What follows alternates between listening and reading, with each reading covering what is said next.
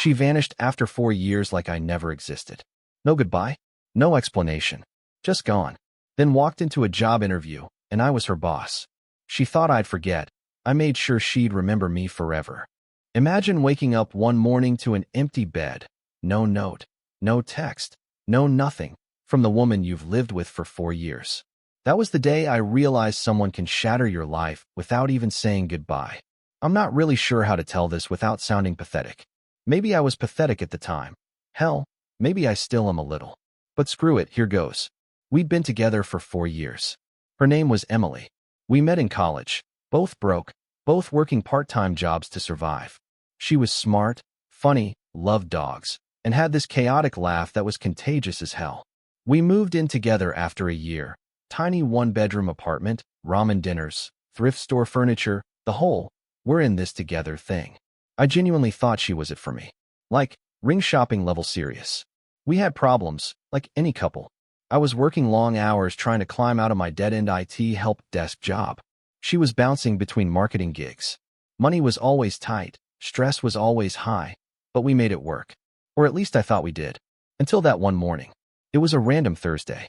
I remember because I had a meeting with a client I hated that day. I woke up, and she wasn't next to me. That wasn't too weird. She sometimes left early to grab coffee or hit the gym. I texted her, "Hey, where'd you go?" No response. Then lunchtime rolls around. Still no word. Now it's weird. I check her location on Find My iPhone. Yeah, we shared locations back then. Nothing. Offline. I call her. Straight to voicemail. Now I'm panicking. I text her best friend. No response. I call her mom. Coldest voice I've ever heard. "Emily's fine. Please don't call again." What the actual hell? By that evening, I realized she was gone. Like gone. All her stuff? Half of it was still in the apartment. Her favorite hoodie, some shoes, makeup, even her damn toothbrush, still there. Like she just went out for a walk and never came back. And I wish I could say there was some kind of warning. A fight, a weird moment, something. But there wasn't. We'd had dinner together the night before. We watched stupid Netflix comedies and fell asleep on the couch. Nothing felt off. She just vanished. I won't lie. I lost it. I spent the next few days driving around the city, checking shelters, hospitals, police stations. I even posted in missing persons groups online, thinking maybe something had happened to her. Nope. Turns out she just blocked me. Everywhere. Phone, socials, even my email. It was like I'd been erased from her life. I tried everything. Even sent a letter to her parents' house. Because yeah, she moved out without telling them where she was going either. Nothing. The worst part? Nobody acted surprised. Her friends, her family, they all treated me like I was the crazy one. Like I had messed up and deserved it. That was the moment I realized. This wasn't a mistake. This was planned. I didn't eat right for weeks. Didn't talk to anyone. Barely showed up for work. I wasn't just heartbroken. I was humiliated. Because who gets ghosted after 4 years?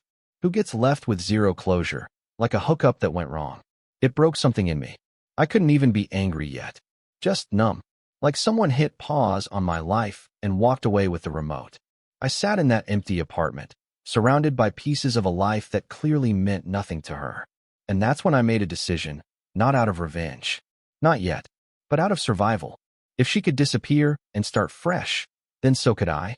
After Emily vanished, I was stuck in that apartment like it was a crime scene. Every corner reminded me of her. The hoodie she left on the chair. Her half-used shampoo in the shower. Her stupid pineapple mug that I hated but never threw away. I kept telling myself she'd call. That this was just a mental breakdown or something and she'd come back crying. But weeks went by. Then months. Still nothing. And the world? It didn't stop for me. Rent was still due. My boss didn't care that my girlfriend vanished into the void. I had a deadline, or I was out. So I snapped out of it. Not because I was ready, but because I didn't have a choice. At first, I was just going through the motions. Work, eat, sleep, repeat. But in those long, bitter nights, something started growing inside me. Not just sadness, anger. Not the kind you throw around in arguments. The quiet kind. The kind that sits in your chest like hot coals, waiting. I started staying up late learning new skills. Stuff I always said I'd get around to when life slowed down. Web development, app design, digital marketing. I turned my depression into fuel. I was working a dead-end IT job by day, but at night, I was building something. I didn't even know what at first. Just something that made me feel in control again. Then came the idea. A simple app for remote teams to organize tasks better. Nothing flashy, but it worked, and people started using it. Fast forward a year. I'd quit my job, hired a tiny dev team, and launched a startup. The app got picked up by a few mid-sized companies, and suddenly we were making money. Like, actual sustainable income. No investors. Just sweat, spite, and caffeine. I wasn't rich yet, but I wasn't struggling anymore. And for the first time in a long time, I didn't wake up feeling empty. People around me noticed the change.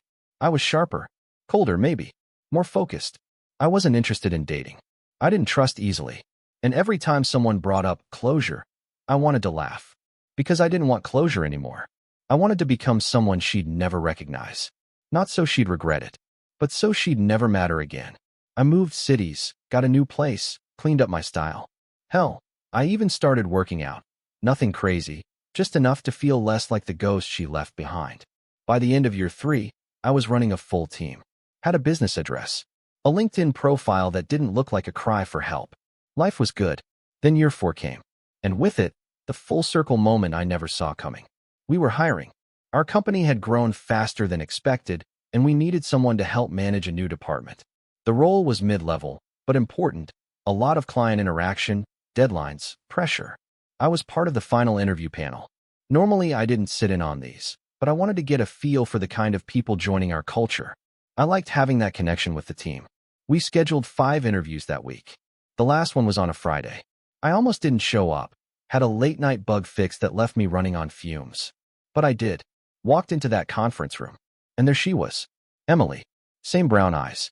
Same nervous lip biting she always did when she was unsure of herself. Wearing a blazer that looked 2 sizes too big and heels she couldn't walk in. I stood there in the doorway like I'd been hit with a baseball bat. And here's the thing. She didn't recognize me. Not at first. I sat down across from her. No expression. Just watched her squirm as she glanced at my name on the welcome folder. Then it clicked. Her eyes widened. Her face went pale. And I saw her whisper my name under her breath. Daniel. I smiled, not out of joy. Out of sheer, calculated control. Hi, Emily. Let's begin. If you've never watched someone realize they screwed up their entire life in one instant. Man, it's something. Emily sat across from me, clutching her portfolio like it could protect her. Her eyes darted around the room like she was looking for a trapdoor to escape through. I kept my face calm, just enough of a polite smile to mess with her head. To her credit, she tried to play it cool. I didn't realize you worked here, she said, voice shaky. I didn't respond right away. Just flipped open her resume, took a sip of water, leaned back. Small world. That was it. That's all I gave her. No emotion. No hint of what I was thinking. Just business as usual. She was rattled. I could tell. She stumbled through the first few questions. Forgot dates. Got a software acronym wrong.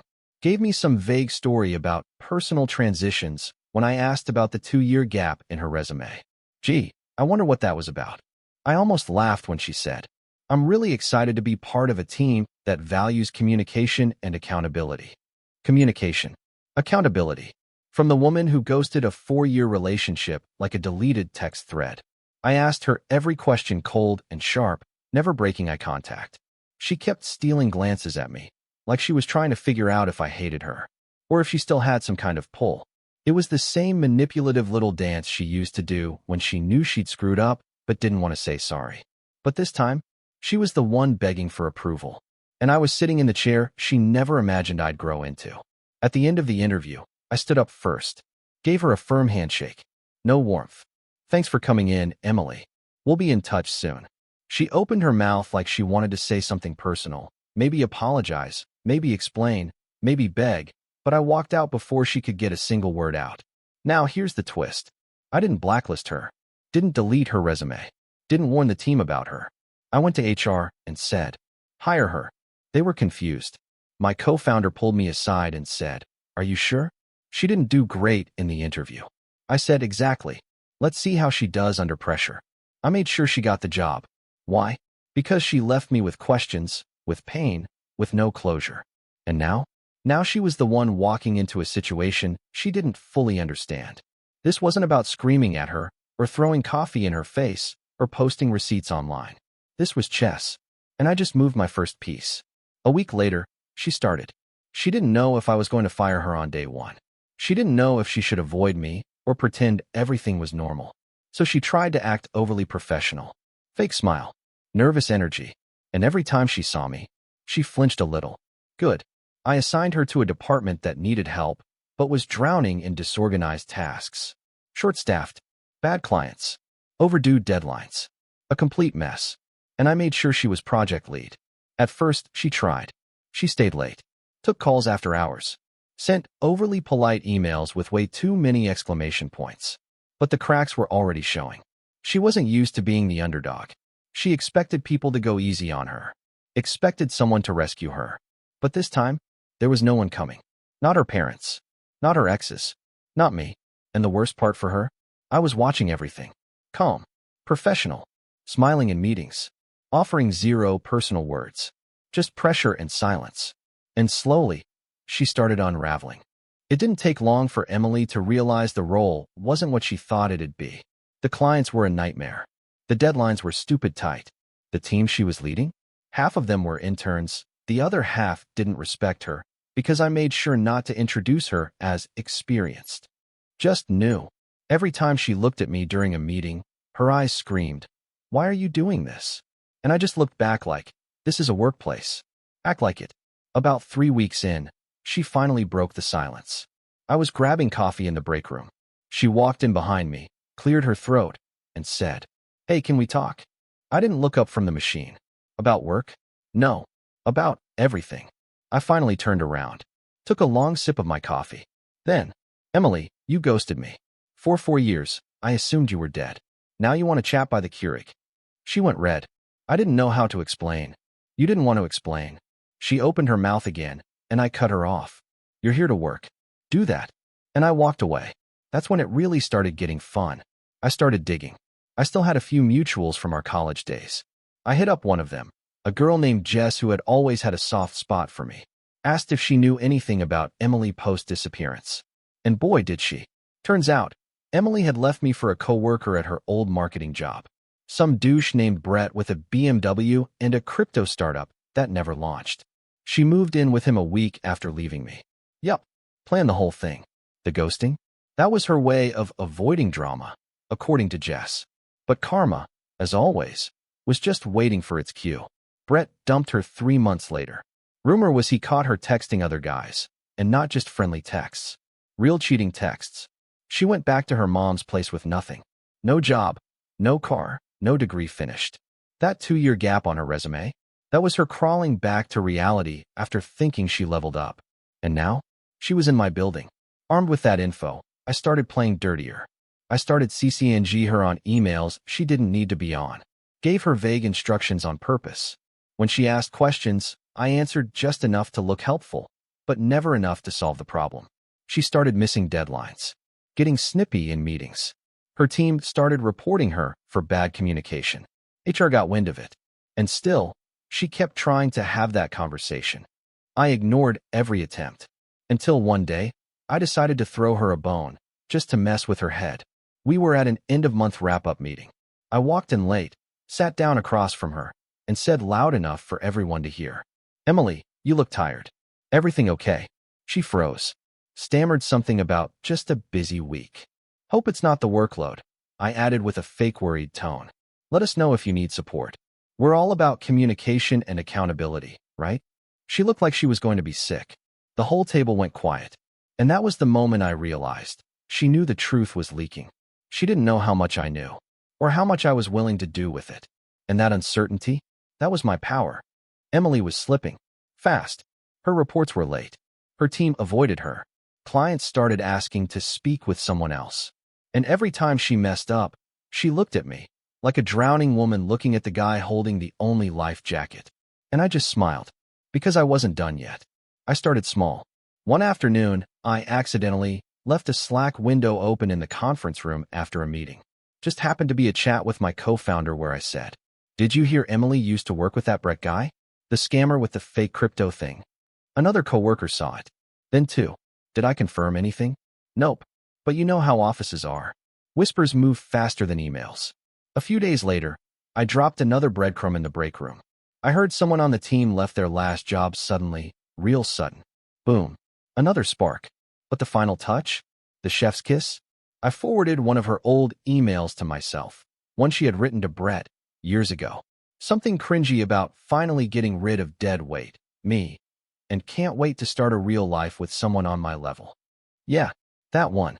She must have sent it from our shared laptop back in the day, and like the amateur she was, never wiped the drive before vanishing. I still had that file saved on an old backup drive. I took a screenshot, blurred out names and dates, then casually shared it in a group chat with my department leads as an anonymous example of toxic communication. Guess who recognized the wording? Yup, Emily. She came to my office that afternoon, pale, shaking. Why are you doing this? I didn't pretend to misunderstand. I just leaned back and said, doing what, Emily? Managing my team? Holding people accountable. Her voice cracked. She dropped the fake calm. You're punishing me. I gave you a job when no one else would. You're punishing yourself. She looked like she wanted to cry, and for a second, I felt it. That old part of me. The one who loved her. The one who would have dropped everything to protect her. But then I remembered that Thursday morning. The silence. The blocked number. The toothbrush still sitting in the cup like she just ran out for milk. And that feeling went cold. She didn't speak for a few seconds. Just stared at me with that look. The one people get when they finally realize you're not the same person anymore. I made a mistake, she whispered. I stood up. You made a series of mistakes. Then I opened the door for her. Your review's next week. Let's hope you've improved by then. After she left, I sat down at my desk.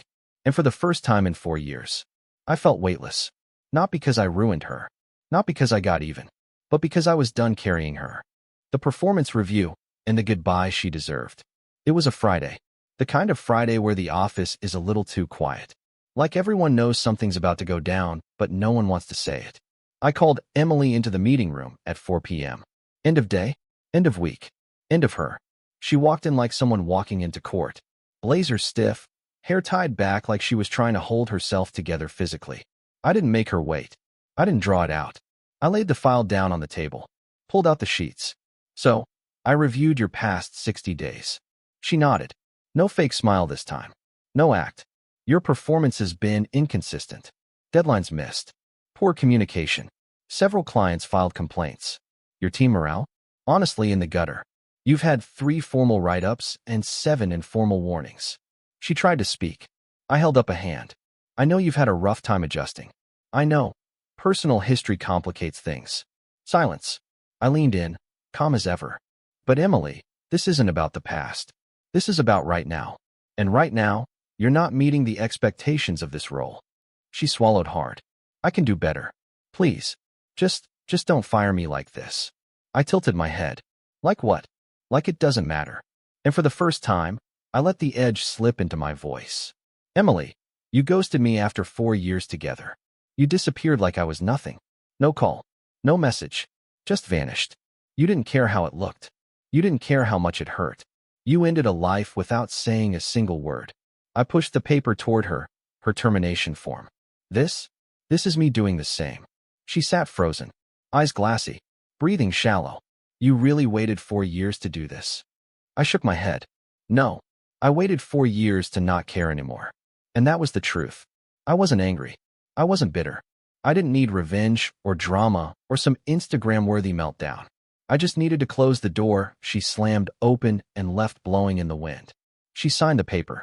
Didn't say another word. I walked her to the elevator. No one else was around. Just the 2 of us. As she stepped inside, I held the door. I hope you figure yourself out someday. She looked at me, one last time. Like maybe she thought I'd changed my mind. Like maybe there was still a piece of me that missed her. There wasn't. And I let the doors close. That weekend, I went home. Sat on my couch with a whiskey in one hand and peace in the other. For the first time in 4 years, I slept like a man with nothing left to prove.